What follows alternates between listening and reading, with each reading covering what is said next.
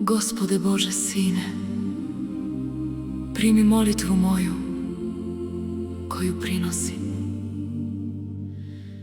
Tebi srcem skrušenim i duhom smirenim.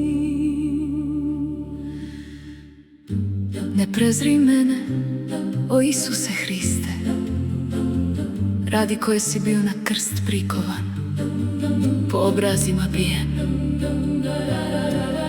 radi koje si žuč sa okstom ispio, smrt gorku okusio, u treći dan iz mrtvih vaskrsao i na nebo se uzneo i sediš s desne strane Oca. Ne posrami mene I ne odgurni mene iz broja sluškinja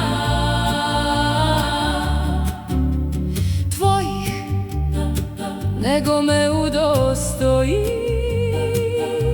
hrišćanske končine na znamenje svetog krsta tvog.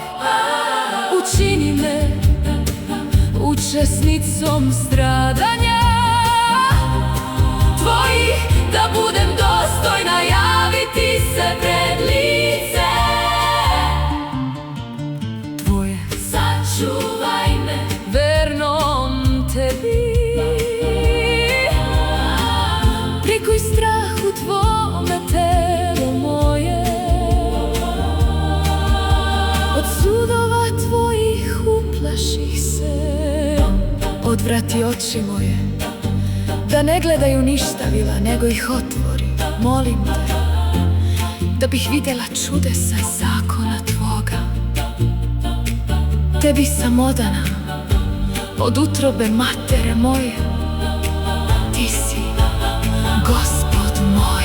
Otac moj, mati Moja ostaviše me, a ti si me, Gospode, primio i ispravi puteve moje, da se ne posrami sluškinja tvoja, nego učini sa mnom čudo dobrote i ispuni molbu moju, jer Gospode, pred tobom su sve želje moje i uzdisanje moje nije od tebe sakriveno.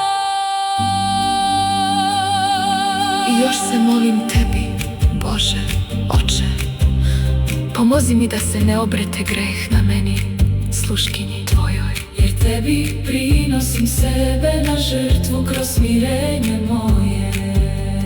Primi me kao žrtvu paljenicu ovaca i teladi 1000 ugojenih jaganjaca i udostuj me sledovati Jagnjetu tvome bezazlenom, Isusu Hristu, sa kojim neka bude tebi sa svetim duhom slava i čast i sila kroza